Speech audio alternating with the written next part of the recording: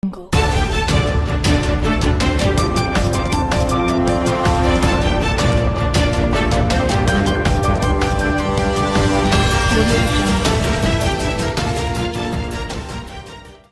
weekend was perfect for an escape.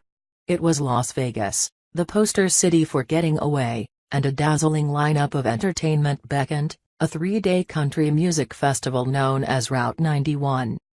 For the devoted, there was no other place to be last weekend, and they came from all over.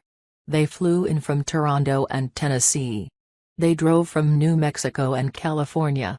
Some had talked about the trip for months, counting down to it on their Facebook pages and gloating to friends about their plans. In the final hours of the festival late Sunday night, the thousands who had journeyed to the Las Vegas stage suddenly found themselves under fire. A weekend retreat turned into a trap. At least 58 people on the festival grounds were killed. The victims were co-workers who did not know one another well, but had bonded over their love of country music. They were teachers, city employees, an off-duty police officer. They were childhood friends who had reunited for the concert and a mother of 2 who wanted to take a romantic weekend trip with her husband, leaving the children behind with their grandparents. One woman who was killed, Michelle Vo of the Los Angeles area, had recently ended a relationship and moved into her own apartment, reaching for independence, a friend said. She had taken up paddle boarding and golf. The weekend in Las Vegas was spent meeting new friends. She was just starting her life, said a close friend, Casey Lubin, 32, a banker. That's why I don't understand how this could happen. For some, the weekend in Las Vegas was both ritual and reward.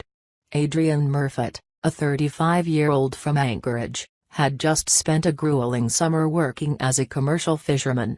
He had fond memories of attending the Route 91 festival last year, so he booked another trip to Las Vegas to congratulate himself for a summer's work well done. He had such a great time when he went before, and he wanted to treat himself for a successful fishing season, said his sister, Shannon Gothard. For one couple, the Route 91 festival was a way of making amends. Chris Muniz of Gallup, NM, forgot his wedding anniversary last year and decided to make it up to his wife, Lisa Romero Muniz, with a road trip to Las Vegas. She was overjoyed, taking Friday and Monday off work for the long weekend, said Rosie Fernandez, her friend and supervisor at the high school where they worked. She was beyond excited, Miss Fernandez said. For her husband to remember her anniversary and do all of that, this was a big thing for her. The authorities have not yet identified all of the people who perished, but with 58 dead and about 500 others injured, the mass shooting on Sunday was one of the deadliest in American history. The notion that many had waited with such anticipation for the weekend, saving up extra money and days off from work to make it happen, made those memories all the more painful for grieving relatives. Susan Smith, 53, got permission to take Monday off from her job as an office manager at an elementary school in Simi Valley, California, so that she could stay up late at the concert Sunday night with her friends. By Tuesday, students there were wearing red, white and blue to school in Miss Smith's memory. Cameron Robinson, 28, had taken Monday off from his job as a management analyst for the city of Las Vegas to attend the festival with his boyfriend, Bobby Eardley. The creator of a smartphone app that eased navigation for attendees of the city government's annual conferences, Mr. Robinson was a frequent volunteer at city events, and had been given a promotion last summer, according to Brad Jerbeck, the city attorney and a family friend. That's what he wanted most that weekend, to be with his boyfriend and to listen to country music, Mr. Jerbeck said. Mr. Robinson was shot in the neck, Mr. Jerbeck said. He died shortly after 10 p.m. on Sunday night, in Mr. Eardley's arms. The police in Las Vegas said there was no pattern to where the people who were fatally shot had been standing on the festival grounds when the gunfire broke out.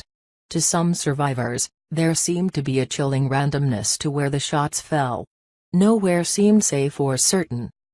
Brian McKinnon, a friend of Mr. Murfitt's, was standing next to him when Mr. Murphy was struck by a bullet. Another woman within arm's reach was shot in the head. Mr. McKinnon escaped unharmed. "Sadly, he died in my arms," Mr. McKinnon wrote on Facebook. "I don't really know what else to say at this time.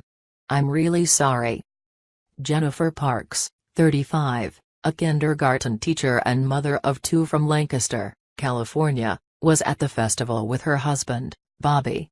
As children growing up in California, they were always together, so close that their names seemed to run together into one, Jenny and Bobby. "I guess she always had a little crush on him," said Ms. Parks's aunt, Rhonda Boyle. They were together on Sunday night in Las Vegas, when the shots began at the Jason Aldean concert.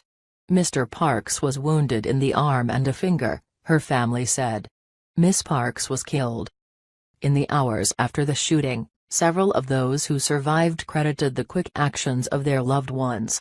In the chaos of the sudden, unending shots, people had rushed to try to help spouses, friends, even strangers. Before he was killed, Jack Beaton, of Bakersfield, California, shielded his wife, Lori, from gunfire, his family said. His father-in-law, Jerry Cook, told BakersfieldNow.com that Mr. Beaton had covered his wife's body with his own, and was shot himself. He told her he loved her, Mr. Cook said. Lori could tell he was slipping. She told him she loved him and she would see him in heaven. Mr. Beaton's son, Jake, paid tribute to his father on Facebook. "Lost my best friend," he wrote. "I love you so much more than you could ever imagine. Please watch over our family. You will forever be remembered as our hero." When Sonny Melton, 29, and his wife, Heather Ghoulish Melton, heard the sound of gunshots in Las Vegas on Sunday night, he grabbed her and began to run, trying to shield her from the shots. "I felt him get shot in the back," Miss Ghoulish Melton told Zybe, a television station in Northeast Tennessee. "I want everyone to know what a kind-hearted, loving man he was, but at this point, I can barely breathe." Concertgoers had to make split-second decisions. Run or drop to the ground? Call for help or wait for it to end? After a first round of shots, Stacey Etchber's husband, Vincent, told her to run, he recalled to family members. An off-duty officer with the San Francisco Police Department, he stayed behind to try to help. Then a second round came. Miss Etchber, 50, a hairdresser, was killed. When the shooting began, the three-day festival was winding down. Some people had already packed up for the weekend. The concert starring Jason Aldean was a last hurrah, the big act of the final night. Jordan Sildoon, 23, a mechanic from Maple Ridge, British Columbia, was there with his girlfriend. His parents said they had expected him to fly home on Monday. Instead, they flew to Las Vegas to identify his body. The family of one victim, Kurt